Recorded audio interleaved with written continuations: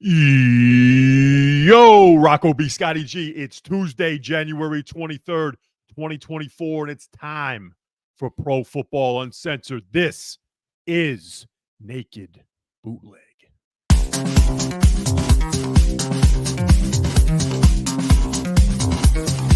This is a bootleg. Then he comes right back with another bootleg. I'm Rocco B, the longest reigning professional wrestling heavyweight champion in the state of Kentucky, in the city of Louisville, Kentucky, baby. Of all time. You gonna do this every time? Every single time. Holy shit. Okay. And in our lovely hometown of Toms River, New Jersey, it is the stud muffin of all stud muffins, ladies and gentlemen, Scotty G. How we doing? How you doing? How you doing? How you doing? How you Oh, doing? I love when you say that. Man, it's Tuesday. You'd think, the fuck, we don't have any news on a Tuesday. I mean, the games are just there's always news, my friend. There's always Come news. on. I mean, so Always something going on. you may wonder why. You know, I am the Jersey guy from Jersey, and I don't know if anybody knows what the fuck that means, but if you've noticed, I'm wearing jerseys, 2 different jerseys, now 3. I got a bunch of jerseys. I've loved them since I was a kid. As you notice, I'm wearing a Steve McNair jersey from the Tennessee Titans. Why the fuck do you think on a random Tuesday that I'm wearing a Tennessee Titans jersey, Scotty? What do you think? I don't know. R.I.P. Steve McNair, though. He was the man, the fucking man. And he was 1 yard away from a Super Bowl, from a chip, as you call it. But Kevin Dyson couldn't stretch it in. That was an unbelievable Super Bowl. I love me some Kurt Warner too and Marshall Faulk. But the reason why Rocco B is wearing a fucking Tennessee Titans jersey today is, Titans fans, you got yourself a new head coach today. You got yourself the offensive coordinator from the Cincinnati Bengals, Brian Callahan, the guy who's been running the show in Cincinnati with Joey B, with Jamar Chase, with Joey Mixon, with T. Higgins, with Tyler Boyd, all the crew. The fact that the Cincinnati Bengals were fucking this close, a pubic hair fucking close to winning a Super Bowl. In that fucking Super Bowl, they got robbed. So what do you think about that coaching change there, Scotty boy? You know what? I don't really know a whole lot about this guy. I mean, I know Joe Burrow and the Bengals have been, pretty prolific on offense the last 2 or 3 years, or I guess 2 of the last 3, because I know he was hurt one of them. But I don't know. I mean, he seems to run a great offense, but I also think Joe Burrow is amazing. I also think they have a 3-headed monster in the wide receiver room, and I think Joe Mixon's incredible. I mean, their offensive line's dog shit, but it's kind of hard not to succeed with the weapons he's got. So I don't know. How do you feel about it? I think in the current scheme, right, in the current landscape of the NFL and football in general, where are we going? Right, we're going offense, right? I mean, it seems like, we're going offense. That's what makes it intriguing to me. With now, if you got to think about it, they traded Mike Vrabel for Brian Callahan, right? And you got to think, they didn't trade him to the Bengals, of course, but I'm saying, fuck it. We're not going with Vrabel, a guy that they should have a championship game with Ryan Tannehill, for Christ's sake. And then now you're going to say, that ain't good enough. We just drafted Will Levis. I gotta believe that Brian Callahan came in to that meeting, or to the interview with Strunk, the owner, and Rand Carthon, the GM, and said, you know what? See that kid you just drafted, Will Levis, last year? I'm gonna do wonders with this kid. Okay, he just laid it on the table. He did. He just fucking walked said, right in. Dropped his drawers. Will Levis, I'm fucking putting the mayonnaise in his coffee, and I'm saying, me and this kid, we're gonna be okay, all right. And I think that's what he did. I think he sold the ownership on him and Levis, because you were the guy who was, and I was with you. You thought Aaron Glenn's getting this job. You thought that's what. Well, okay. Defensive, Let me no. Let me correct you real quick. I thought this was a great spot for Bieniemy, or a guy like that. I thought an offensive mind. I thought Bieniemy. I even thought maybe like a Slowick, even though I need kind of Bobby Slowick. Yeah. Or I don't even know if that's how you say his name. I'm That's assuming how it's you how you say say it, his yeah. name. It is, yeah. But with that being said, all the reports were coming out that they were linked to Aaron Glenn, and I thought that was the most idiotic thing you could do because you just got rid of Mike Rabel. It's like, why go if you're going to go defense? Mike Rabel outside of Belichick might be the best option out there. So to me, going defensive minded head coach made no sense.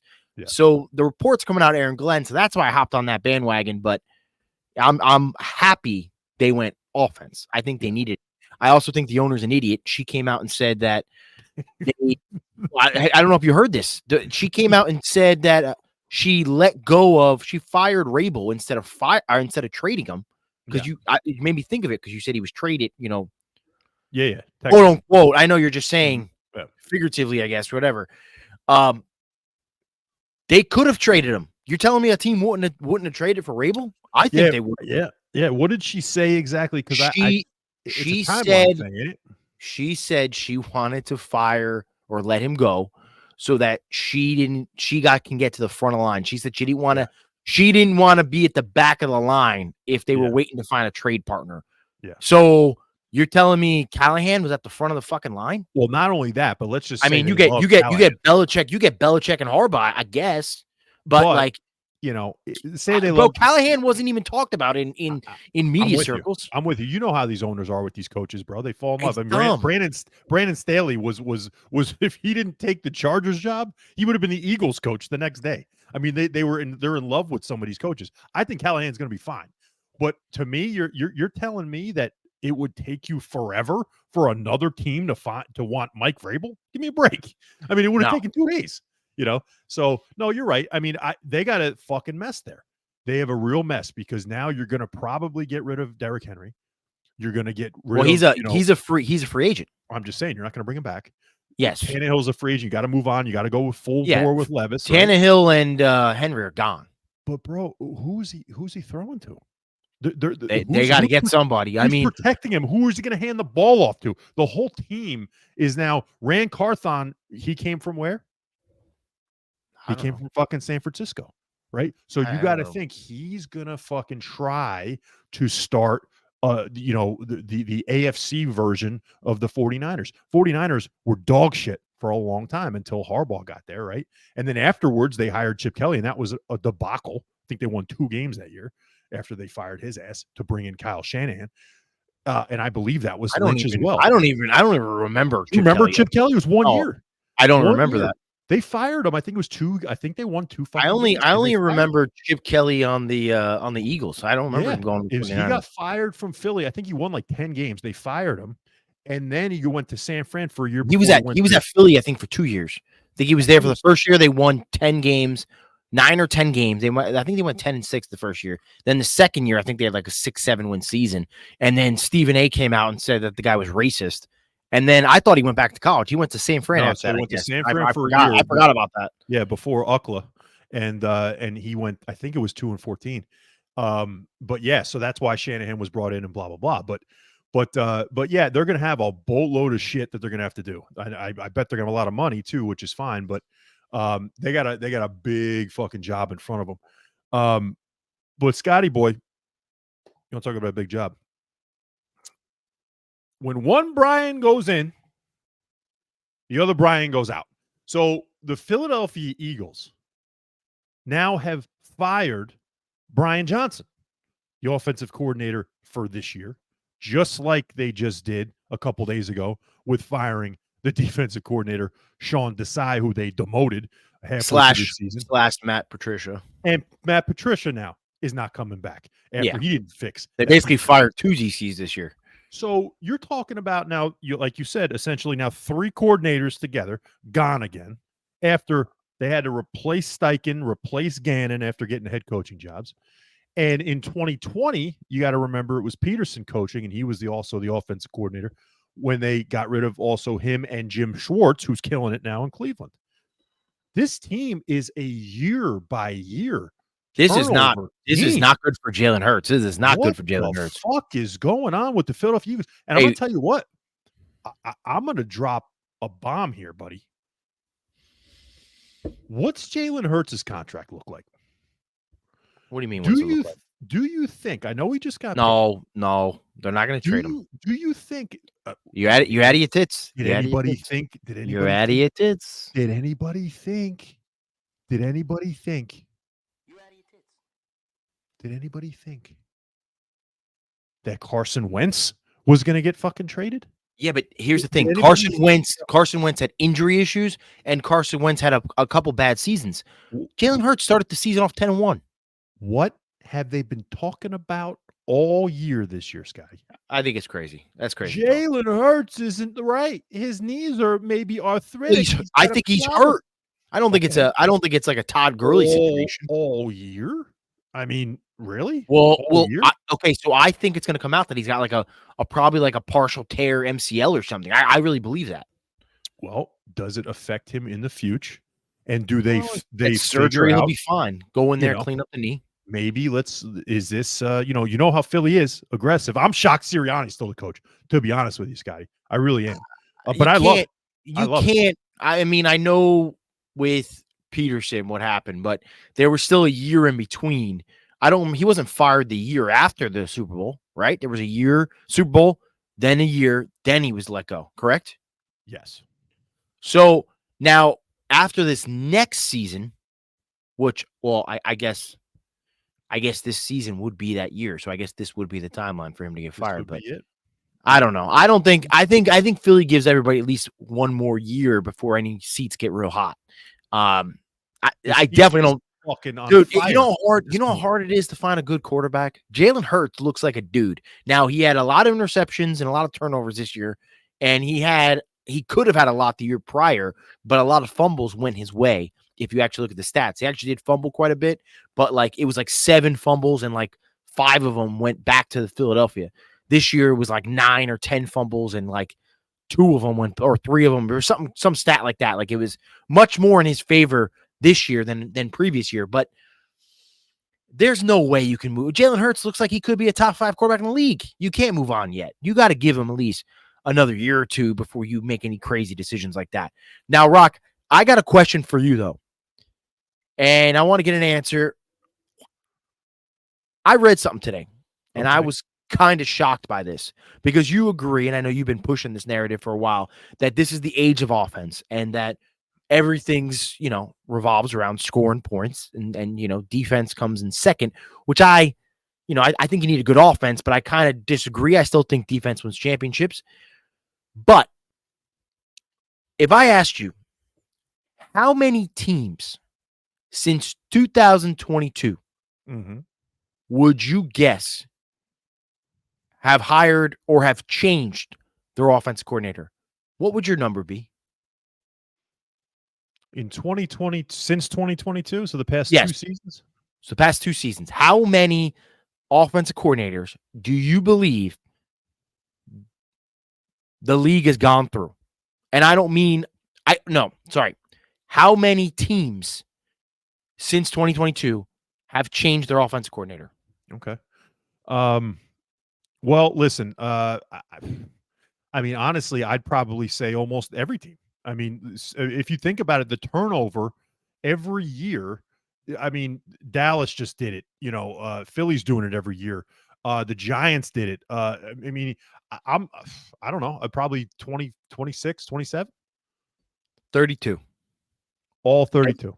Every single team. The last team that hadn't changed their offense coordinator, Bengals. Cincinnati. Yeah. They just got their OC hired. There you go. So how is this happening? Is it just because the offense coordinators are all getting hired? Or like why? Like this cannot be good for quarterback play. This can't be good for offenses. This can't be good for wide receivers. Like you're basically saying every single player in the league on offense had to learn a new system in the last 2 seasons. Yeah. Well, here's why, right? So if you look at it, right? If you look at across the league, and like you said, the question goes along with the narrative I've been spewing, is the fact that this league's changing, and it's changing like that. It's changing at a rapid pace. It's like technology. It's just like at an exponential pace. This league is going away from defense, unfortunately, and it's leaning offense. And now it's a fucking hard lean to the offensive side. every year. I mean, just like I told you a couple episodes ago, we were talking about Ben Johnson and how I got pissed off about the name Ben Johnson just because this is where the league's going. Who's the hot OC? Yeah, Who's why you mad at Ben Johnson and not the fucking third Brian best OC? Callahan? Well, because Brian Callahan knows how to use his players. Oh, because Brian Callahan works with your boy. That's why. Ben Johnson, doesn't have Jamar Gibbs on the field, for more than 7 snaps.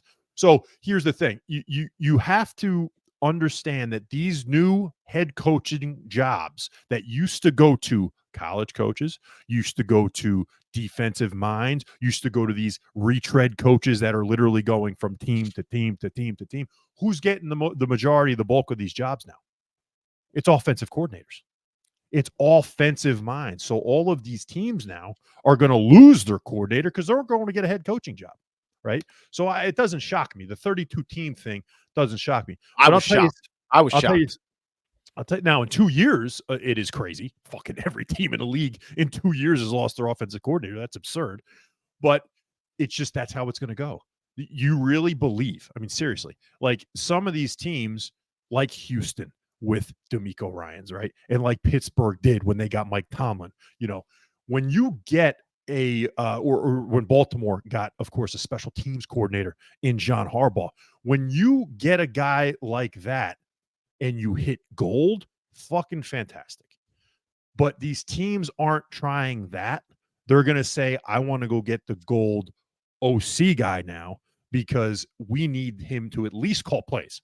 He might not be a leader of men. I think teams are also worried about their OC getting cherry picked. That's what I think teams are worried about as well. You got to pay him. Why do you think Dallas hasn't lost Dan Quinn in 3 years? Because they're paying him, and they're probably saying under. Yeah, but there's a lot of guys that want to be a head coach. So Dan Quinn's already been a head coach. But you have to, and that's a good point. But these young guys, they got to realize that. Bro, do you think I really want to go and coach the Carolina Panthers right now? Yeah, it's a head coaching job. It's your first head coaching job. Okay. Yeah, but that's if you're thrown to the Wolves, if you're thrown to the Wolves, then you could ruin your career. Exactly. I'm staying as an OC at that point, right? But not every head coaching job is, who's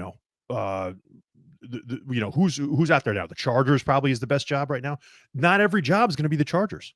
For every Chargers, you're going to have 4 fucking teams that you're probably going to fail at, right? So is it better to go be the head coach and fail miserably, or is it better to be the hot OC every year so that your team is probably that you're with is going to pay you double every year, and then until maybe you find that right situation? I think that's what Brian Callahan did. I think he said, I really want to coach the Titans, because he had job opportunities last year, and I think same thing maybe with Anarumo, who's the defensive coordinator with Cincinnati. Why do you think he wanted to coach the Titans?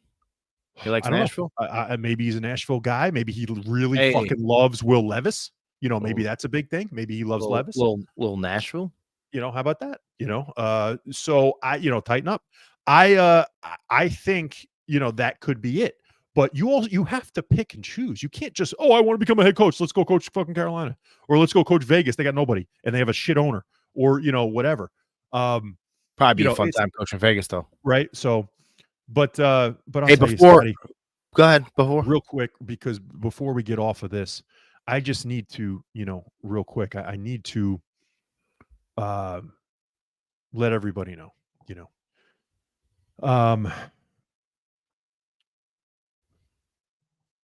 when I wake up in the morning, right, the first thing that I do is I make some black coffee, right? I drink that black coffee, and I make it pretty fucking good. 14 ounces, medium dark, nothing too light, nothing too dark, And right after that, right after I'm done, I commence with the coffee drinking. I proceed to go into the bathroom. Yeah. And I take my morning Philadelphia. Okay? Yeah, it'll do that to you. When I'm taking my morning Philadelphia this morning, I'm thinking about Philadelphia. When I look down in the bottom of the toilet, and I said, with these coordinators, right? and with Jalen Hurts and with the diva AJ Brown and the 152-pound soaking wet Devontae Smith and this Swiss cheese defense that they have. And they finished the season with, I believe it was 5 losses out of 6 games? I think it was. Is that what it was? I think it was 6 out of 7 or something like that. I think it Aye. was something like that. And I think the only win was the Giants, The Giants. who also beat them.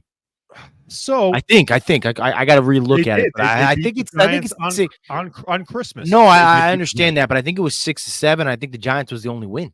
So, you know, almost beat them. I think about this, and then I continue to wipe my ass.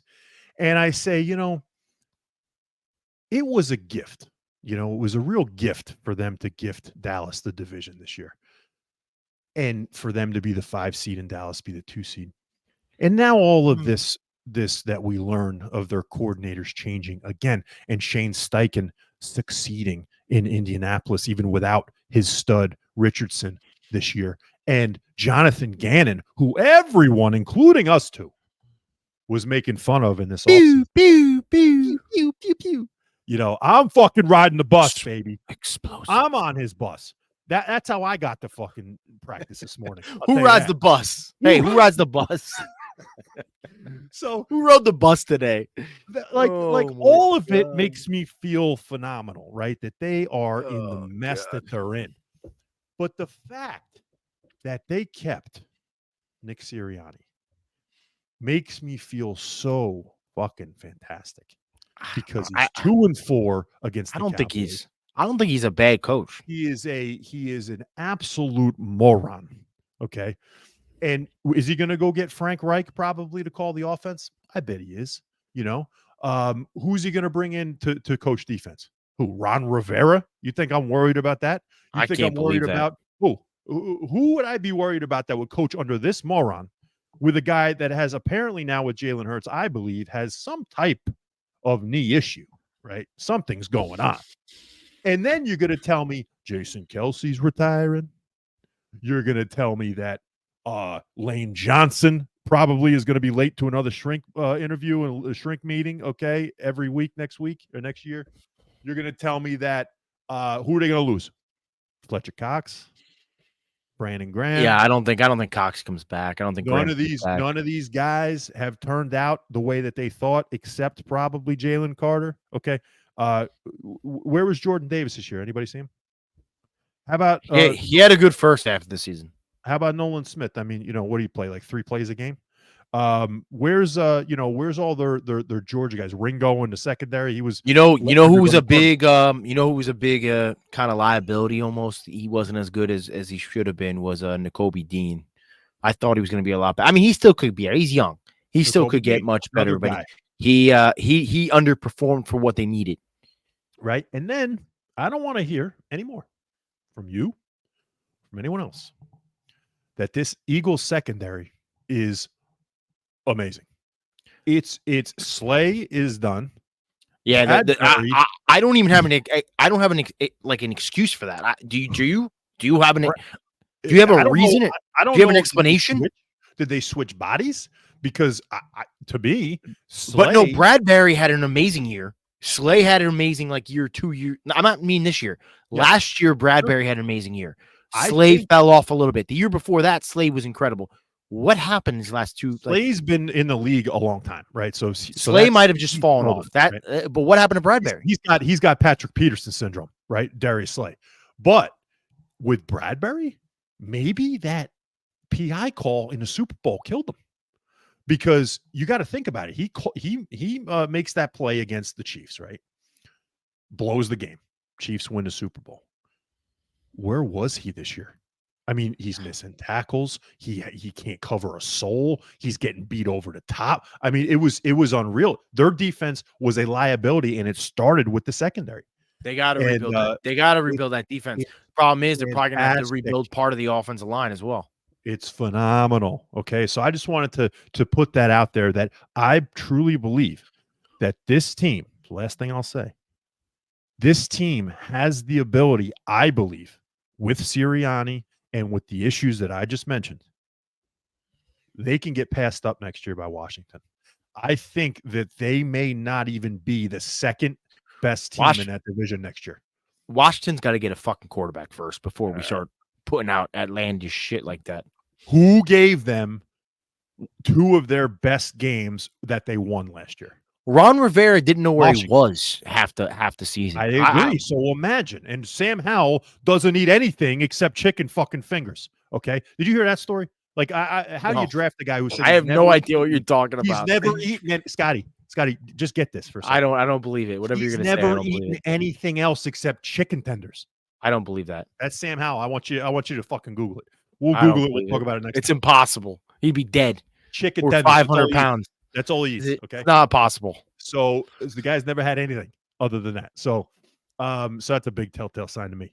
But all right, I'm going to leave this in your hands. We got one more coach that we want to talk about, right? Hey, before we go on, I got something I want to address with a little bit of offense.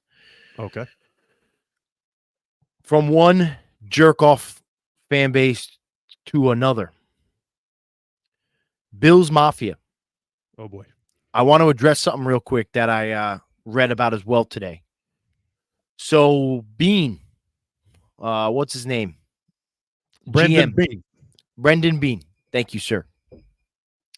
He came out. I guess reporters or media was asking him on the future of Stefon Diggs. Okay. Now I have come out with you and other people and said, I think you got to move on from this jerk off. I agree. I mean, after watching Quarterback on Netflix last year or this past summer, whatever it was, if you can't get along with Kirk Cousins, he might be the nicest fucking guy on planet Earth. Like, if you can't get along with Kirk Cousins, you're an asshole. Yeah. And he bitched his way out of Minnesota. He's been bitching about Josh Allen, who everyone seems to love except for Stefon Diggs. His brother's talking shit, all this going on.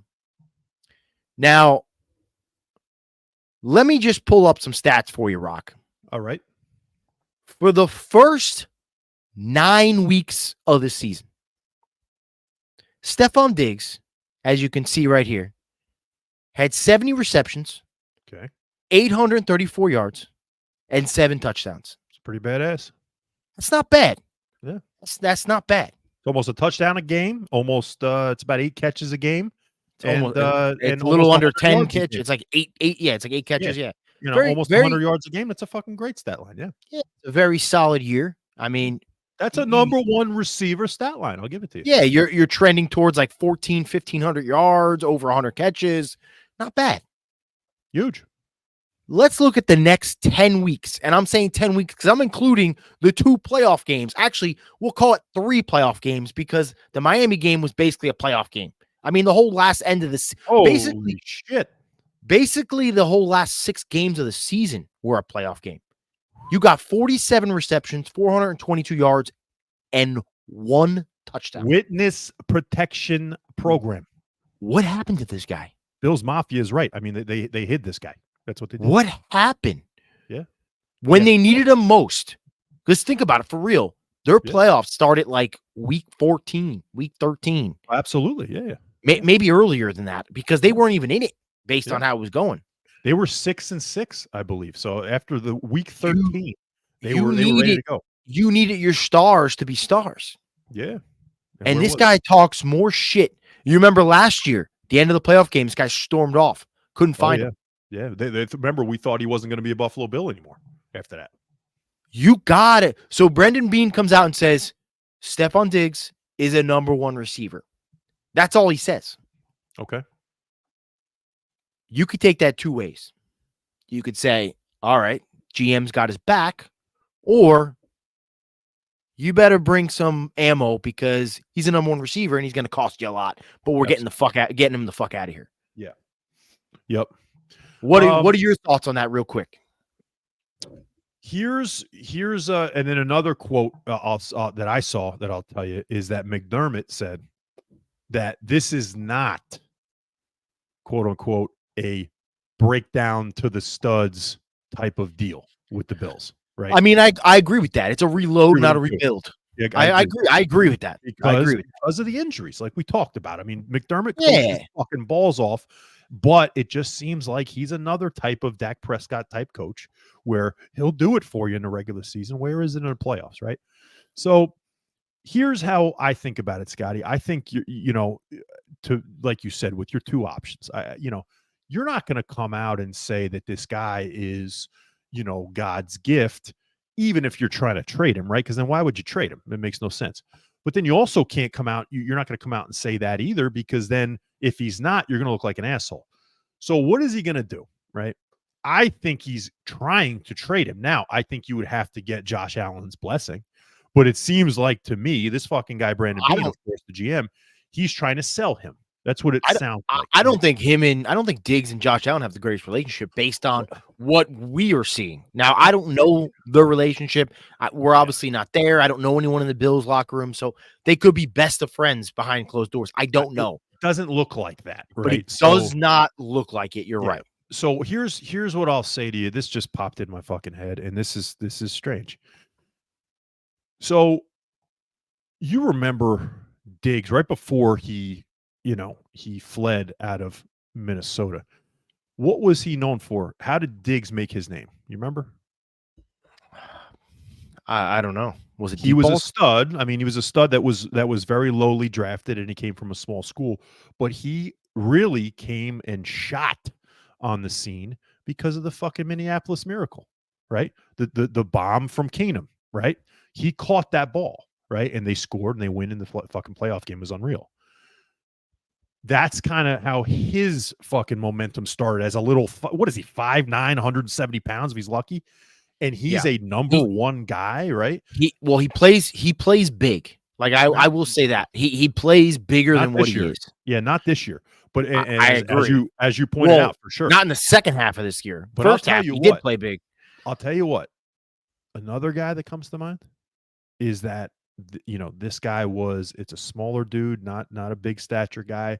All of a sudden came out of nowhere, even though he was a first round pick, but a guy that really just got launched into mega stardom with one play, OBJ. If OBJ doesn't catch a 2-finger ball behind his head against the Cowboys on a Sunday night football game, OBJ ain't OBJ. Okay. I'm just letting you know that. I think everybody knows that. Yeah, I agree. I think he's a good receiver, but he's not like a superstar. He's not a superstar in the league without that catch. Treated him like, I agree. Right? I agree. Because it was the best catch of all fucking time, and he did it on the biggest stage possible. Was a crazy catch. I'll give you that. Unreal, right? No better catch than that, and no bigger time to do it. Cowboys, Giants, Sunday Night Football in New York. Get the fuck out of here. But Stefon Diggs is the Minneapolis Miracle. Then he works his way, like you said, away from Kirk Cousins, which is a joke. Gets himself to Buffalo of all places, and honestly, the reason why he puts up stats like he does is because if you look at his targets, he's become the CeeDee Lamb, or I guess you could say the reverse. CeeDee Lamb has become the Stefon Diggs of the Dallas Cowboys. They threw to him almost 200 times a year. Rock. I'm going to tell you this too. Buffalo, Gabe Davis is not a good enough number 2. No. Josh Allen needs another receiver, and I firmly believe, again, this is just my opinion, but I firmly believe they have not gone after some of these free agent studs or in the draft because I think they're afraid how Diggs is going to react if they go and bring another guy in there. That's what I really believe. Yeah. I really think he's holding them back from building up that wide receiver room. And it makes no sense, even when Dable was there, that they wouldn't do that other than Diggs because these fucking guys throw the ball 90 times a game. Yeah. There's no reason for them not to say, hey, let's go get a wide receiver to pair with Diggs. I think you could also find a little bit of an Antonio Brown syndrome with this guy. This could be where he literally just goes off a cliff mentally and then is just out in la la land, and you're like, we got to get rid of this dude. But I think it's already not Antonio Brown. Close. Status, it's close. It's gotten to that almost like close. Antonio Brown in like Pittsburgh. Like he's not fully over the cliff yet. He's on a team right now that does not have a bona fide number 2. I think they found a nice piece with Khalil Shakir, right? So that's a nice little piece, but they still need a number 2, and they may need a number 1. I'd go get my ass T. Higgins right now. If I'm Buffalo, T. Higgins would fit perfect. He fits right? Buffalo's mentality too. It would be perfect, right? So you got to go and get that guy, get Diggs out of there, or get his ass to the point where you fuck up, you're out. I don't think they can go get a T. Higgins, though. I think they got to go get a young guy. I don't think they can afford a T. Higgins. They can somehow get Diggs to Dallas. I'd really appreciate that. That would be great. Play with his brother. He wouldn't have to be the number one. That would be something. They would have to fucking trade Dak Prescott. The brothers would whoop the shit out of him in the locker room. That would be awesome. Awesome. And we'll get to that later. But I need to real quick, let's finish up on the coaching hires because I think this is pretty big. Go ahead. Shane Waldron is now the new offensive coordinator in Chicago. This is a telltale sign to me a little bit. We talked about earlier on, I believe either the first or the second video we've done about Kingsbury, Mr. Cliff Kingsbury as the OC in waiting. We thought, as far as him taking the interview with Chicago, and we thought that was going to be, that was going to be pretty substantial to bring in Caleb Williams. Or now with this hire, does it mean they love Caleb Williams as much as we think they do? Do they know that Caleb Williams is not coming to Chicago? Or let's just get this in our fucking brains and let's stew on this for a little while. Maybe not all today, but we got to get into it for the next couple weeks and months for sure. Are we sure that Justin Fields ain't going to be the Chicago Bears quarterback next year? I'm sure. There's no way you can make him the quarterback. Shit. I don't know, man. I don't know. Because you can't. You got to pay him in a year. The ransom that this team can get, we thought they got a ransom last year. The ransom that this team could potentially get to trade this number one pick again could be something huger than we've ever seen. I mean, it could be even bigger than the Herschel Walker deal. So let me ask you. So let me ask you this: Are you alluding to the fact that they keep Fields for one more year and then go get a quarterback next year? I'm not saying that they should. I'm telling you what this hire is telling me. I don't believe, or I don't understand, unless the only way it's possible is what if they're getting Drake May? Exactly. Unless they said, okay, let's just go with the Caleb Williams thing first. Unless Kingsbury and Caleb don't like each other. Why then, if Chicago's number one goal was to get Caleb Williams, not get Kingsbury? Okay, so that's number one. Now let's say they don't want Caleb, but they want someone else, vis-a-vis Drake May, Jaden Daniels. Maybe they love fucking JJ McCarthy, which would be absurd. Dak Prescott, who knows? I wish, right? Please, let's speak that into fucking existence. Chicago, Dak, come on. Would you skip over Caleb Williams at the number one pick and take someone else? I think that's absurd, right? Because then you should at least trade the pick. But let's go to the fucking Twilight Zone, shall we? What if, and this is not me, what if the plan is, let's trade the number one pick wherever, whether it's to Washington to make sure they get Caleb, whether it's to New England, whether it's some team that wants to jump both of those fucking teams and come up to number one and take Caleb Williams, and they may get a king's ransom and then some, because they're going to give Justin Fields one more fucking year. Could you believe that? Could that be possible? I cannot believe that. I mean, that would be crazy. I mean, I'm not saying it's out of the realm of possibility. I can see it. I would never. Here's the thing: you might be able to get a first round pick for Justin Fields. Why not make that your king's ransom? I don't know, Scotty. I'm just saying. I don't know why they would take this guy. And the reason why I'm saying this guy in Shane Waldron, I think he's a great offensive coordinator. He let Russ cook. And then this guy that we're going to talk about right now. You're saying because his style fits. He took over. Justin Fields? Style fits just a reclamation project. The style fits a guy who's maybe a little down on his luck. And then now I can come in and fucking fix him. And I think that if he can do that with Russell Wilson and made him better, with fucking Pete Carroll, who couldn't stand him, and now with Geno Smith, right, a guy we're going to talk about in a second, if Shane Waldron can do that with those guys. Why can't he do it with Justin Fields?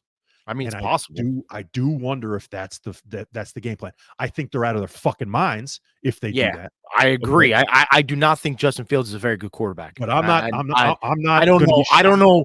I don't know what we're protecting this kid from. I have no idea. But it feels like everyone's afraid to say that Justin Fields looks like shit to me. I do not think he looks like a good quarterback. He is not running back playing quarterback. He can't. He doesn't throw well. I mean, I get it. He's had games where he's had 4 touchdowns. Blah blah. Like, I've never seen. I don't know, a game plan where my quarterback does not throw a ball vertically. I've watched Chicago Bears games where Justin Fields does not throw the ball vertically, and I'm not even talking about a deep ball. I'm talking about I've seen bubble right, bubble left, bubble right, bubble left, horizontal on the field. And I'm like, he kind of reminds me of like a Colin Kaepernick, honestly. And I'm not just throwing that. I'm not throwing that name out for clicks. I'm being honest. Like, he kind of reminds me of a Colin Kaepernick. Like, people forget before all the kneeling bullshit. Like, people forget Colin Kaepernick was unreal when he ran the ball. Like, I think he still has the NFL record in the playoffs for the most rushing yards in a playoff game. Like, he's incredible when he runs the ball. And he had every now and then would throw a bomb down the field that because, they would just take a shot. But Colin Kaepernick was a lot of, throwing little outs or throwing like little bubble screens and running the ball. I mean, it was the misdirection, running the ball, bubble screens. Fields is one of the, if you can put it on a short list. You could, Vic, Cam Newton, you could Lamar. You can put the short list of guys, and hopefully in the future here, Richardson, but with the arm, of guys that are absolutely electric with their feet. I mean, Kyler Murray is another one, right? It's like you can't create that shit, but you got to be able to throw the football. I think Kyler Murray can throw the ball pretty well. So do I. I think those guys, the differences is that, except Cam was fucking awful too, but you can't throw the ball. Cam had a cannon though. He did, but he couldn't hit a broadside of a fucking barn. Yeah, he wasn't very accurate, but he had a cannon. I'm telling you, the problem with Fields is he's playing the wrong position. And if Chicago thinks that they can get something out of this guy, somehow, I think it's a huge, huge fucking mistake. But so if that's the case, right? So we're talking about Shane Waldron and what he did with Geno Smith. I just read an article, Scotty, about the deadline for Geno Smith's contract this year. When he signed that deal last year, we were like, holy shit, what are they doing? Seattle built in that they could get rid of him at no cost. I told you. There was some clauses in there. Clause, right? There was a no guaranteed money type of thing, right? Mm-hmm. So will Geno Smith get 86th out of Seattle before the deadline of the 16th of February? What do you think? I think it depends on what 16th of February. When does free agency start? It's fucking like 3.5 weeks from now. Free agency starts like 2 weeks later. I mean, what do you do? What do you do if you're Seattle? I mean, you got. Honestly, me. I keep Geno because what are you gonna do? Like, you're not even high enough to get a quarterback. Yeah. They're like 15th. They're right. I mean, unless you feel like Locke can do, unless you're looking at tank, but you get a new coach in there. I'm assuming he's not going to want to tank his first year. I mean, maybe unless they say, hey, bring him in, tank, and go get your quarterback. But I feel like you gotta. I feel like you gotta go give Geno another shot. Yeah. Who else is out there? I'm going to disagree with you. I think this is another spot for a team like we talked about with Bo Nix. Yesterday. Is there a world? And I know Pete Carroll's still in the front office, but there's a world. Is there a world where we could live in where Russ goes back to Seattle? Oh my God. Yeah, Scotty, here's the thing. You just said what you just said. It's funny. I wanted to bring it up last time when you said something about Russ and throwing the best deep ball. Is there any way? They said a lot of shit about him on the way out the door, so maybe not. Here's the way. And But I this is feel like maybe, I feel like this is there's maybe what been, they're thinking, right? Think I feel like about there's this. been worse reunions. It's just crazy. Think about it like this. Maybe they're thinking the same thing because if Russell Wilson leaves Denver, we all know that he's going to get paid fully from Denver. He'll go to another team for the veteran minimum, right? He's You can gone. bring He's him in for gone. nothing, Denver. right? I don't know so if that's how it works, but that's what he doesn't have to charge anybody. He doesn't because he's going to get like 36 million in cash from Denver, right? So for the next like 3 years. So what was his big problem in Seattle other than Golden Tate and the deals with Golden Tate fucking his girlfriend or his wife? wife. Pete Carroll. Pete Carroll's gone. So he's still in the front office though. Well, I mean, I don't think he's going to be there. I think he's ready to go. But don't forget those players. Those players said some shit out the door from what I remember. They did. But I think it would be great. I think the fan base would love it, right? But here's the thing, Scotty. If we get back to Geno, he's got to go.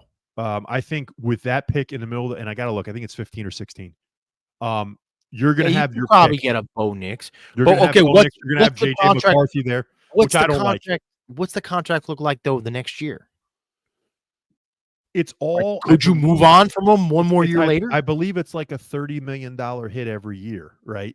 But it's non-guaranteed, so they can move on whenever they want. I just have seen enough. Draft the guy, go one more year, maybe, and that could be, but it's all going to be up to the new coaching staff, and what they want to do. Because of course you're going to stay.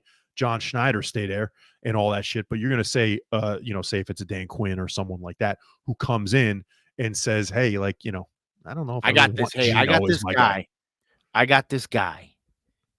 If Seattle puts a second round and maybe a 5th round pick together, yeah, there's this guy in New York, New Jersey. His name's Zach Wilson. Oh yeah. Oh my God. They had so much success with the last Jets quarterback. Yes. I think they should do that. I'll tell you what, I'm going to echo the sentiments of my main man, Tony Romo. And I think Zach Wilson has the tools, and I think he's got the potential to be the next Patrick Mahomes. I really do. I think definitely Zach Wilson is that guy. As Tony Romo said 3 years ago, which I'm sure like every night, his wife is. Oh, he's got the tools. He's got the tools. He's got the tools. He doesn't know how to fucking use them. God, he doesn't have the toolbox. Doesn't have the fucking. Doesn't have the hands to use them and bring them out. I don't know. But I would personally. You're going to stick with Geno for a year. I'm personally going to use this opportunity to get him out of here. I would say, I told you, like, you got to look at what your options are, and if I can't come up with a better option than Geno Smith, then I'm not moving. Yeah, there's not many good quarterbacks out there. Maybe Kirk Cousins. I don't know. I've been saying Kirk Cousins going everywhere.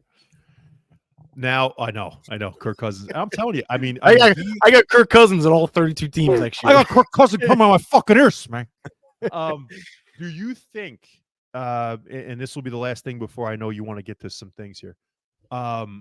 Do you think that Kirk Cousins is now showing his worth to Minnesota that now that he's been gone and what that fucking offense looked like?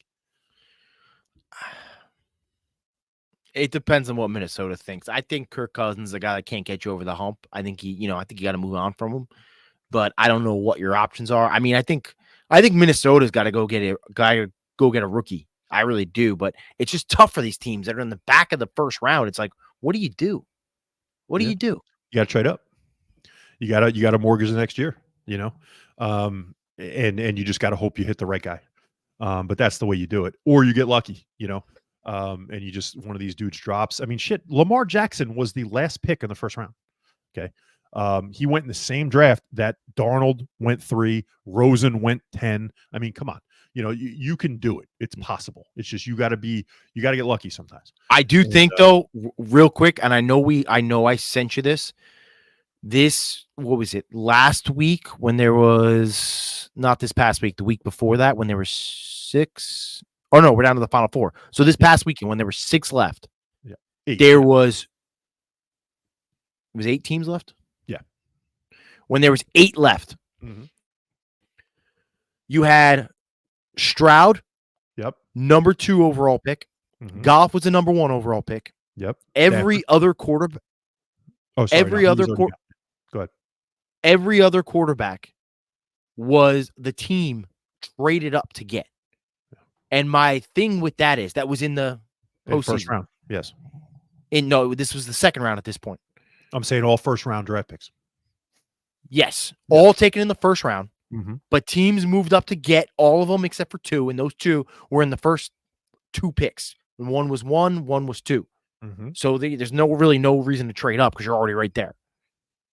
What I'm saying with that is, and that's something we got to dive into this offseason when it starts coming closer to the draft, Mm-hmm. I think environment matters most of all. Because think about it. If these teams are trading up, Mm-hmm. that means their record wasn't that bad. It was better. Absolutely. They were probably in the teens or later. Absolutely. So the team was probably more ready to go. Yeah. It's these top 5 to 10 teams that they take quarterbacks, that these quarterbacks have no shot. Yeah. It is crazy as far as you got to look at everybody in a unique situation. You can say Jared Goff, right? Taken 1 overall. St. Louis at the time, the Rams sucked.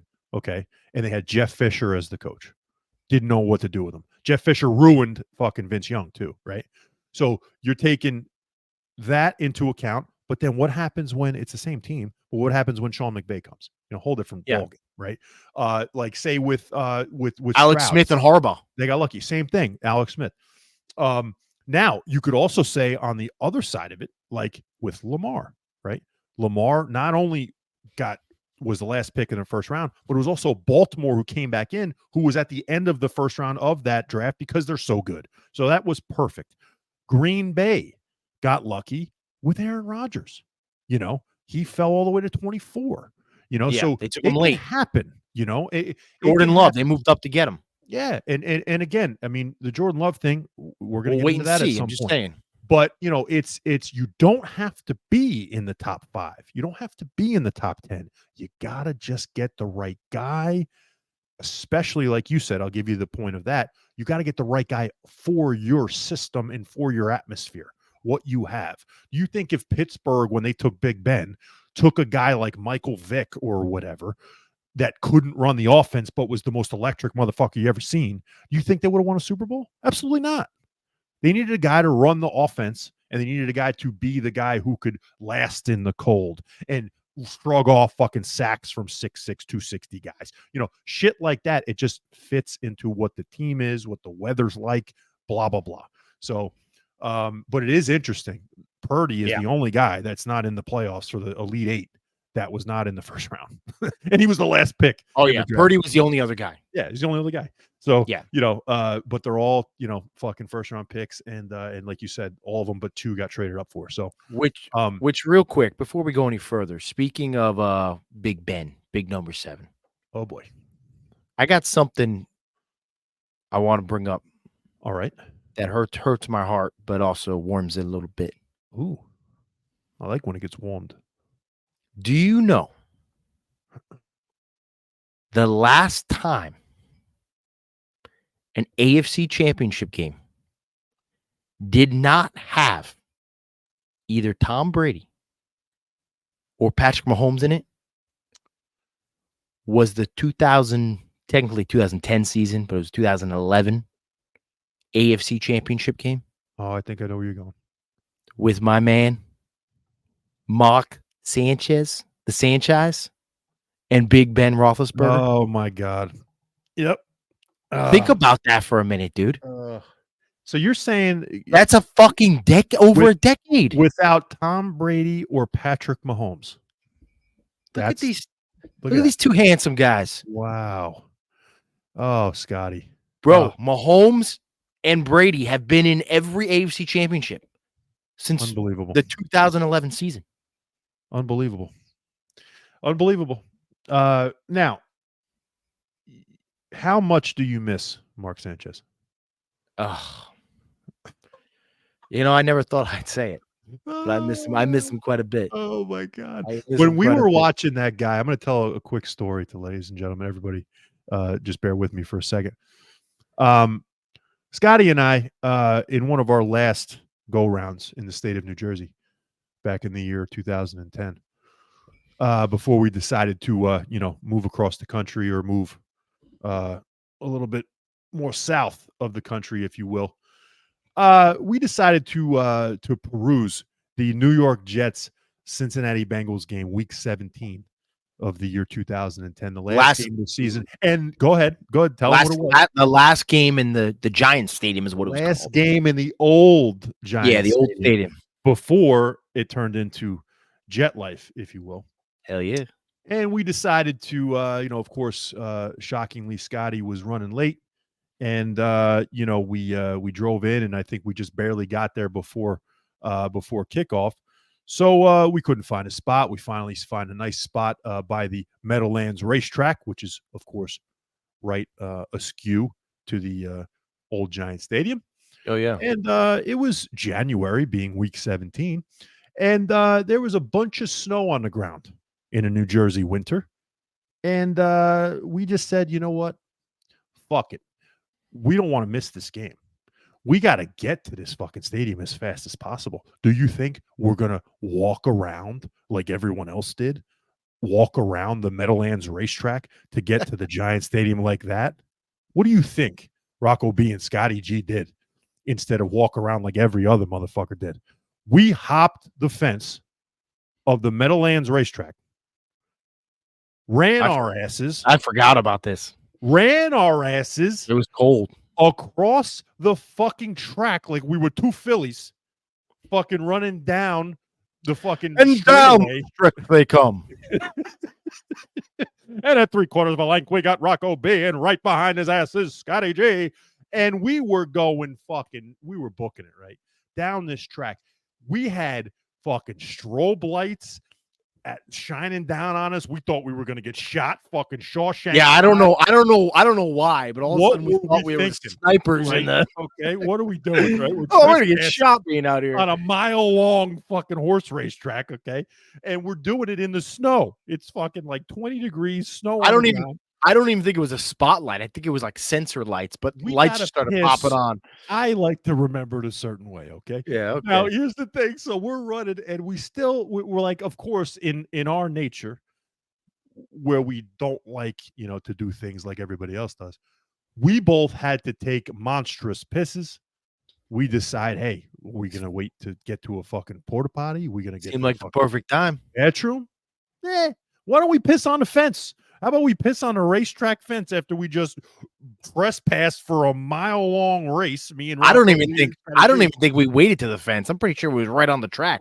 And then right in the snow, and then we said, that feels good after about a minute and a half. And then we ran our asses right over, and we jumped the fence, and then boom, we were straight in Giant Stadium. Just enough time to see Mark Sanchez kick the shit out of Carson Palmer and Chad Ochocinco in the last game of the season to make sure that the Jets got to the playoffs. I believe Revis held Ochocinco at the time to under like. If you remember, I think he held them on. I think they had a bet before that game, and it was like, if you can hold me under like 5 catches and like 50 yards or something, I'll change my name back to Chad Johnson. And I think he held him to like 2 catches for like 13 yards, and he never changed it. Never changed his name. But whooped their ass. If you remember, they kicked their ass, right? The Bengals couldn't do shit the whole game. Then at the end, we stayed all the way to the end. Fireman Ed's there going nuts, blah, blah, blah. We see we're like one of the last couple hundred people there.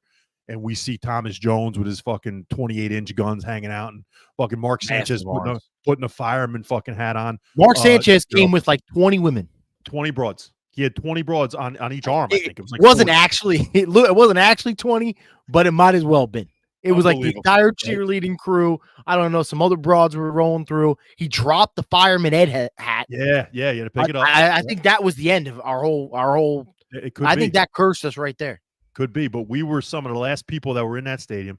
And you remember that set up. Then the next week they had to play Cincinnati again in the playoffs. But that's a funny ass story, and we would never think at that point in time. I was never a huge Sanchez fan. Yeah, we would never think that we appreciate that guy so much, because I love him doing commentary. I think he's great commentary. I think he's great doing the analyst job. I think he's great to listen to. And if you realize it now as a player, I want you to tell the people what you think about him as far as what you texted me earlier today, because I think you were right on the money with what Mark Sanchez was to the Jets as far as what he would be currently. You remember what you said? No. He's a durable who? Oh, he's adorable Jimmy G, I think. Yeah. That's what I think he that's what I think he was, and that's what I think he would have been. Could you imagine a guy like that with a team like the Jets now? Well, at the time, the Jets were similar. They were a similar team. So it kind of was, very similar to what Jimmy G was in San Fran. They had a great defense. They had a couple weapons on offense, great offensive line, great run game, and they had a guy that, managed the game. And you know what Jimmy G also did? He threw a couple picks.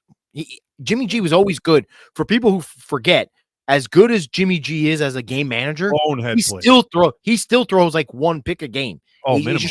It's just what he does. Yeah, Sanchez did the same shit. Bonehead throws. Sanchez will do the same shit, but at least you knew. But there was games that Sanchez pulled it through, Yeah. And now, as a Jets fan for yourself and as me, a Jets onlooker for sure, as a secondary fan, you would never think that you're like, holy shit, we miss Mark Sanchez. And that's how it is. That's how Can I go into one thing real quick? Please. That's negative. I mentioned it yesterday about our boy Colin Cowherd. Your boy, not my boy. I'm not a fan of Colin Cowherd. Okay.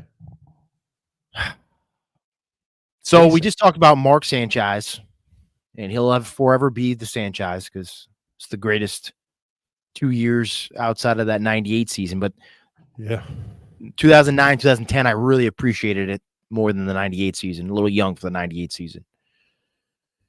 But I would say now, currently, the Jets starting quarterback, when healthy, from what we assume he will be, pretty darn good. Wouldn't you say so?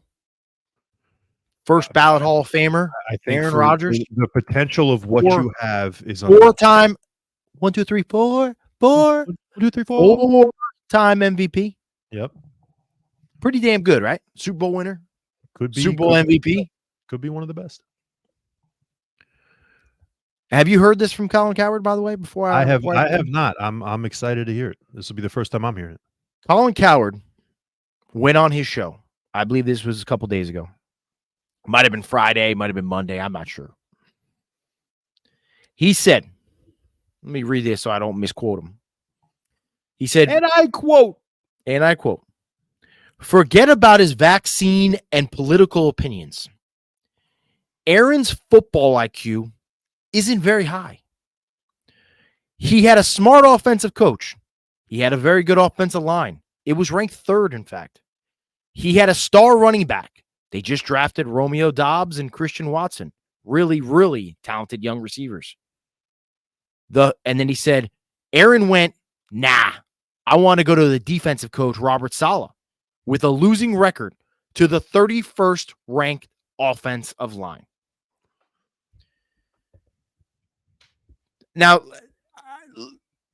put some of that shit aside from what he said. Is he right? Are the Green Bay Packers offensively, from the naked eye, take Garrett Wilson out of it because I think he's going to be a star. Take Breece Hall out of it because I think he's going to be a star. Because Watson and Dobbs are looking to be phenomenal receivers in the league. You agree? If Watson can stay on the field, I'm not saying either one's a number one receiver, but they're both great number twos, I think, right now. Yeah, but they're they're different. Dobbs looks more like a receiver than Watson. Watson looks like a deep threat. That's it. Aaron Jones is a proven star running back in this league. He's getting older. Yeah. Yeah. Mm-hmm. Offensive line is for sure better than the Jets' offensive line. It is. And this kid, Zach Tom, the tackle for the Packers, they found a fucking stud. So you can argue the Green Bay Packers might be in a better situation if they actually go spend some money in free agency or draft a fucking offensive weapon in the first round for the first time in I don't know how long, since Jordan Love. But with that being said, I think they drafted Kraft this year, didn't they? Tucker Kraft, yeah, but it was late. Oh no, it was a Kraft or Musgrave. Musgrave, I think, was first round. Both. Musgrave both in the first round. No, Musgrave was in the second round. I think Kraft was either third or fourth. Okay. So they still haven't drafted a guy in the first round. No. With that being said, why does Colin Cowherd act like Aaron Rodgers said, you know what? Fuck the Packers. I'm going to the Jets. This is where I want to go. Bro, the relationship with the Packers has been over since they drafted Jordan Love. If it was up to them, he would have been gone in 2020. Yeah. The only reason he was on the team up until the end of 2022 was because the guy went to back-to-back MVP seasons. Yeah. There is no reason he would have been on the team. LaFleur has come out and said multiple times, oh my God, not oh my God, but he said, Jordan Love runs my offense.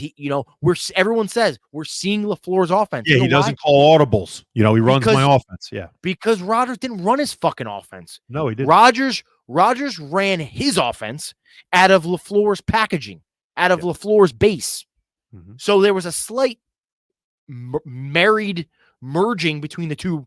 And we still don't know what the fuck Hackett does and what he's done. We still don't. Hackett didn't call plays. What did he do? LaFleur called plays, and Aaron Rodgers ran his own offense. So what did Hackett do? Aaron Rodgers jokingly has said multiple times, that would literally say, I can't hear you in his headset because he didn't like the play LaFleur was calling. Yeah, he's literally said that. Yeah, it's crazy. So you want to call Aaron Rodgers a jerk off, that's fine. But calling him an idiot, saying that his IQ is low, bro, what are we talking about here? He didn't leave Green Bay. Green Bay pushed him out. Now, could he have maybe handled it better? Like, you don't like the diva way he handled it? That's fine. You could say that. But to say he chose to leave Green Bay based on the circumstances, dude, there was no way. I don't care if he went in the darkness retreat or if he fucking stuck ayahuasca up his ass. There is no way they were gonna let Jordan Love walk on his final year. They had to see what he is. They had to play him. Yeah. And there's no way you're going to take a 4-time MVP who still can start, who can still play, and have him back up Jordan Love. It wouldn't even be financially worth it. It wouldn't make sense. There was no way he was going to play for Green Bay. It has nothing to do with Aaron Rodgers. You know what Aaron Rodgers said? Aaron Rodgers said, who needs a quarterback?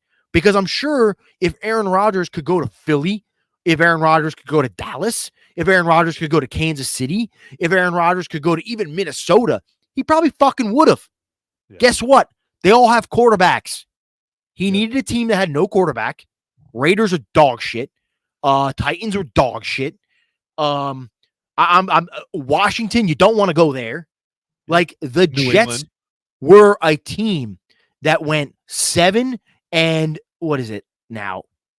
10, 7 and 10. 7 and 10. I still am not used to saying that. They went 7 and 10 with a horrific quarterback and the youngest or second youngest team in the league. They had 2 offensive rookie of the years, because if Breece Hall doesn't get hurt, he wins it. They had the defensive rookie of the year. Like, they had a guy who was literally on pace with Nick Bosa for half the season in sacks in Quentin Williams last year. Like, he looked at a team that he thought, hey, this team's probably 1 or 2 pieces away. If I go there and bring my people in, we're golden. He didn't choose the Jets because he thought, oh my God, this offensive line's ranked 3rd. Let me see if I can win with the 31st. He didn't think that. Yeah. So, like, I don't know, man. I guess it's like I just don't like this guy, and it bugs me, and I can tell this is why this guy rants on his own. This is why this guy never has anyone that debates him, because he says dumb shit all the time. He says dumb shit because he knows when he says it, someone's going to reply and make him look stupid, and that's my opinion on it. I think, I know you can't stand a guy. I don't think I can't stand him. Bad, but I'll tell you, as far as the defense of this comment that he said, right? You could easily say the reverse, right? You could say, well, the football IQ actually was pretty damn good in this scenario for 2 big fucking reasons. Number one, you go to a team like the Jets that had something. I mean, really, if you think about it, in the last year that he was with Green Bay, two big things that he did not have in Green Bay. Number one, the Jets have an unbelievably, ridiculously talented, probably top 3 defense, right? Okay, so you have that. Green Bay doesn't have that. Still don't have that. Okay, that's why it was fucking abysmal that Dallas lost to them the way that they lost to them, because Green Bay's defense sucks. Okay, so that's number one. I wouldn't say it sucks, but it's not top. It's not top 5. Let's put it that way. Number 2, it was in the 20s, Scotty, all year with everything, and all of a sudden in the playoffs they decide to fucking play football a little bit. But here's the thing, and I think they got a little lucky too. But we've talked about that. But here's the thing: the other thing is, what did Aaron Rodgers want the most, especially after Davante Adams left? He wanted a top dog receiver to help him out, and they never got one for him. The Jets have one in Garrett Wilson, and this year they're going to have another one in Davante Adams as well, and we'll get to that. I can't wait. And Cowherd, why would he go to a defensive-minded head coach? Because guess what? He can run his own fucking offense. Run his own shit. Coach. Do you think that's why he also thought New York was a great pick? Because guess what? They're so fucking desperate, no offense, Scotty, for a winner that they're going to fucking let me do whatever I want. So the football IQ argument makes no sense in this scenario. And also, let me say this last thing. You win a Super Bowl in Dallas. I'll even say Dallas. I know it's been a while, but Dallas, you win a Super Bowl in San Fran. You win a Super Bowl in Green Bay. You win a Super Bowl in on the Rams. Vegas. I can name. No, I'm not going to go Vegas. I can name probably about 27, 26 teams in the league that if you win a Super Bowl, it is not the same as if you win it in New York for the New York Jets. Oh, you're out of your mind if you don't think it's Super Bowl for the Raiders is the same. No, come on. You got to put the Raiders in there. You got to put the Raiders in there. If you win a Super Bowl as a fucking Raider, you nuts? You'd be a god. No, that's what I'm saying. That's why I'm saying I'm not putting the Raiders in there. Okay, yeah. No. You misheard me. You're not putting. I'm naming the teams. I'm naming the teams that it wouldn't matter. That's why I said I'm not putting the Raiders in there, especially because they're now in Vegas. There's about 26 teams that I can name that if you win a Super Bowl there, it does not compare to winning a Super Bowl in Cleveland. Yeah. Chicago. Yeah. Detroit. The Jets. Mm-hmm. I think the Raiders are getting up there. Yeah. I mean, there's a very few teams where the Super Bowl matters more. And I can argue with the New York media that the Jets might matter the most. I mean, I would say you're right. I could argue that. No, I'll say like Bills are up there. I'll say there's probably about 7 or 8 franchises that the Super Bowl means more. Jets, Bills, Browns. You win it in Green Bay or fucking Dallas or something, and no offense, I know it's been a while. I mean, they'll be celebrated. Jerry's going to put it next to the other fucking 5 or 6 they got. You know what I mean? Like, he'd be a god. Yeah, he'd be a god in Dallas. But yeah, I agree with you. I agree. It's another big piece why you go. I mean, it's again, he could argue anything he wants. He could argue selfishness. He could argue, is he the same player, that he's been because he fucking lost to Detroit at home 2 years ago, in you can argue a lot of different things. Shit. But not that his IQ's low. IQ of football IQ of all things. He thought he was going to go to have a great situation, knowing that not only was this a team that was, like you said, almost ready to go and I could do whatever the fuck I want, but when he gets out of the dark hole and he says, the Packers said, what? And he says, fuck them.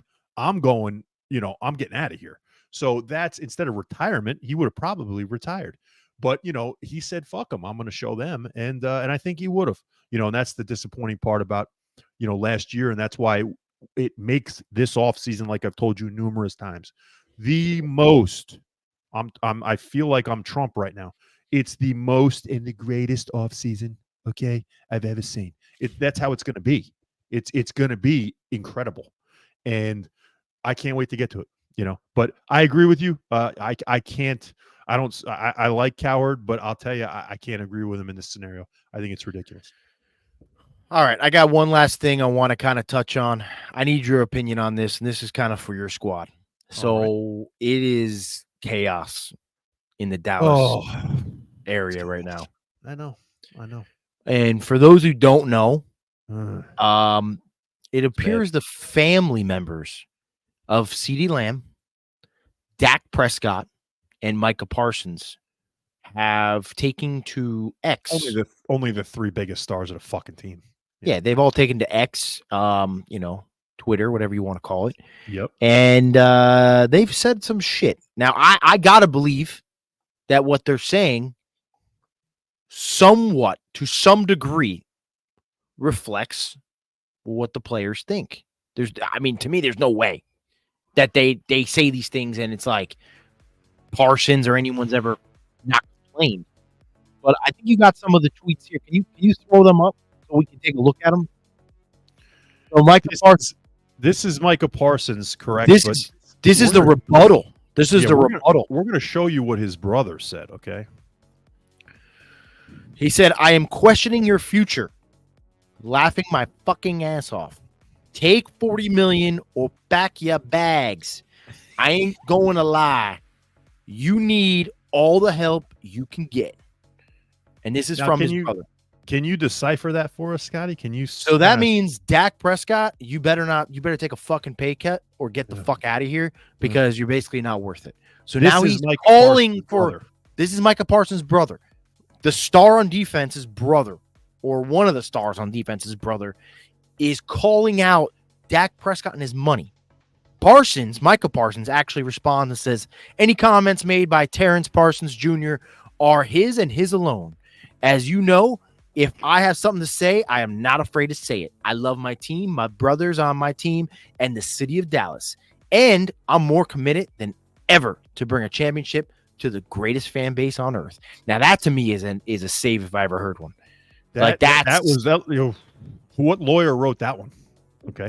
Yeah, and funny, I don't know. I guess it covers all bases, but real quick, Rock, before we go to the next tweet here, I do find it interesting. It's all over. That he said, my brother, I'm paraphrasing here, but he said, my brother, what he says, it's his words and he says what he says. Alone. Yeah. Mm-hmm. What he didn't say was, Dak Prescott's my guy. Yes. Go get that bag, brother. I did not hear any Dak. And I remember with Debo and Nick Bosa, the Niners coming out and being like, bro, we understand. Get that money, baby. Yeah. Don't you find it a little odd? Let's harken back to the training camp, shall we? Do we remember the viral video from Dallas Cowboys training camp? Dude, what he's calling bitch ass or something? Bitch ass. I mean, are you kidding me? Shut your bitch ass up. That's what Trayvon Diggs bitch ass up said to our fucking quarterback in front of everyone and their mother at training camp. The training camp for Dallas is the biggest fucking training camp in a whole Shut your bitch ass up. And he said that in front of everybody. Oh, I love God. I love it. So that's that, right? So it's already looking like shit, but now you're telling me there's more. Wait, Rock, though. Good news is that's a defensive player. Good news. That doesn't have to interact with him too much. You're right. It's two separate parts of the locker room. You're right. You know what? You have your differences with some of the defensive guys. Yeah, no come big on. deal. Yeah. So this next tweet comes out. Oh, God. Yeah, let's see it. That's the brother, right? And then you got, oh, God. Oh, boy. This is Prescott's brother responding to a bunch of things. He says, Cowboy fans, why continue to DM me? Trust me. If I could get Dak to leave Dallas, I would. Oh. I, too, want him out of Dallas. The city and organization have been great to he and our family, but done with the drama and so-called fans. So-called fans. But he loves this team, and he wants to bring it rings. So, real quick, before we go on to the next one. Gold-plated toilet, too, but I can't have it all. So, real quick, before we go on to the next one. So, Tad, or Tad, is that how you say his name? Tad, what the fucking name is Tad? A fucking tadpole? So, Tad, you're saying You want him out of Dallas because he's a tad off here. Let me be honest. I think he's a tad off. You saying you want him out of Dallas because of the fan drama? But everything else is great. Oh my God. Yeah. That makes no sense. You know, he wants that to bring makes the no chips. sense. He wants to bring the chips, and he wants to be the quarterback. You know, the leader. The organization's been great. But you know, all this shit talking. You know, but he's got to get the fuck out of here. It's a tad too much for us. I'll tell you that. That's like the relationship you're in when it's like not going well, and you're like, you know what? It's me. It's not you. It's me. It's me. I got to get the fuck out of here though. But here's the one I believe you wanted to see. This is another big one. Well, yeah, I mean, and this one actually is less like as like, you know, demonstrative and bad, I guess. But this is from CeeDee Lamb's mother on Facebook, and that's why it looks a little different. It says, Dak isn't it. That's from Dak CeeDee Lamb's mother. Dak isn't it. That's after the game against the Packers where we and the Greg Olsen and Kevin Burkhardt and all of the guys at Fox Sports and everybody said there is something going on between CeeDee Lamb and Dak Prescott because we haven't seen this all season. Why is it happening right now? Rock, I told you this happens a lot in all industries, but you see it a lot in sports. Sometimes something is happening and the announcers or the coaches or, you know, media people like a Stephen A. Smith or Mike Greenberg or, you know, Pat McAfee, they hear things and they get told things, but it's off the record. They can't say it or it's personal. Yeah. It's personal. So what they do is they allude to it. They, you know, leave little breadcrumbs out there for you to kind of something happened. Know there's news. And that whole game, they kept saying, "Well, there's something going on. There's something going on. What's going on?" It's not because everyone wants to say, "Oh, because Dak was a little off. He threw a corner route behind him, or he didn't hit him on a back shoulder instead of, you know." Well, it was like 3 minutes into the game, and the coach had to go like calm him down. Like I don't know what happened. So I want to know who fucked whose girlfriend. I want to know. Okay, who is it? And something Dak isn't it? Is it right? I don't know, but Dak isn't it, and that's from CeeDee Lamb's mother. So you got the star linebacker, the star receiver, family coming out, saying shit about the star starting quarterback. Yeah. Then you have the star starting quarterback's brother coming out saying, "Oh, trust me, I don't want him here either." Oh my God. Oh my. Well, now, this sounds Scotty, like chaos. It's madness, and the only thing that shocks me about this story is that it's not happening in the fucking Jets locker room. That's the only thing that shocks me. This to me is the reason epitome of drama. The reason I tell you all the time that being a Dallas Cowboys fan could possibly be the worst. Because it's not only the drama, it's not only the losing, it's the fact that we have such a – because I'm going to tell you what, the fan base is – you got to find me a more loyal fan base than the Dallas Cowboys fan base. But the fan base is astronomically high with expectation every fucking year. And Jerry Jones – don't help the fucking case with that either, right? So when you think that you got a team, you got a squad that's ready to go and win a chip, as you say, that's your thought process every single year. We don't have the years of this is a nice rebuilding year. We're going to get him ready, and the next year's going to be it. Every fucking year is it. And when it's not it, shit hits the fan. And now this year, because it was supposed to be the most it that it's ever been, you get what you get. And I don't You don't get upset? My biggest issue why I can't get upset is because I know what they can't do, but they don't. So what am I going to do about it? That's like someone getting so fucking incensed over politics and saying, well, you're going to go do something about it? What power do you have to go do it? One fucking piece of shit vote. That's all you get. We get this. I get this. You get this. That's what we can do. That's the only way that we have any power over anything that we think that should be done in each organization. But I can't fucking tell them that Dak ain't it. CD's mother can't tell them that fucking Dak ain't it because she ain't a Jones family member and you ain't a part of Woody Johnson's family. Because apparently, knowing, Woody Johnson, especially if you're an uncle of a quarterback, get you drafted to the team. But hey, that's not neither here nor there. But I'm telling you what, I can't do anything about it. So what am I going to get pissed off about? I know when I watch this team, and you would die to have this guy number 4 as your quarterback, which is fucking preposterous to me. But I know that the guy can't win a Super Bowl. I know it. If Dak Prescott was the quarterback of the New York Jets right now, he'd be the best quarterback the New York Jets ever had. But fuck. I've seen Romo. I've seen Aikman.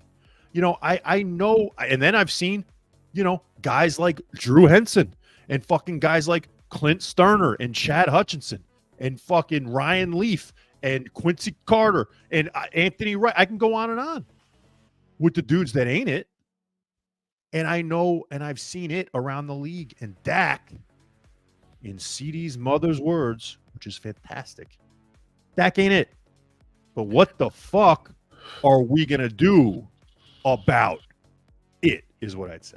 I think you should be more concerned on what are you going to do with like how do you go into the locker room next year with your star receiver and your star linebacker potentially or edge rusher, whatever you want to call them, potentially having issues with the star quarterback. I'm not going to blow how I feel about and what the Dallas Cowboys should do in this offseason until we get to it. When we're going to do, ladies and gentlemen, we're going to do 32 teams in 32 days. We're going to give you a team every single day in the offseason of what we believe they should be doing in the offseason and what they should be doing, of course, with free agency, the draft, the whole nine. When we get to the Cowboys, you'll get to know my feelings on where I think this team is going. But until then, it's a really pathetic place to be. As a Jets fan, you got the opportunity to have a Hall of Fame quarterback with spite on his mind and revenge and now an injury to overcome in his mind to juice him up for next season. What the fuck do I have? And that's the shitty part about it. But this is, at least they can create some drama. They're going to create some headlines. And you really believe that the 100,000 and or so fans aren't going to be putting their fucking stinky asses in AT&T Stadium next year because of this shit? Of course not. Come on, let's get real. Well, that's all I got for today, brother. That's all I got for today too. I'll tell you what, this was good, and I didn't think Tuesday night was going to be great for news. We got some good news. We got some good talk going. And I believe tomorrow is just going to be able to be another day. And I think we're going to have some more juicy shit coming up. We still got a couple, what do we got? 6 now? 6. Yeah. Coaching, let's address some of the coaching maybe tomorrow.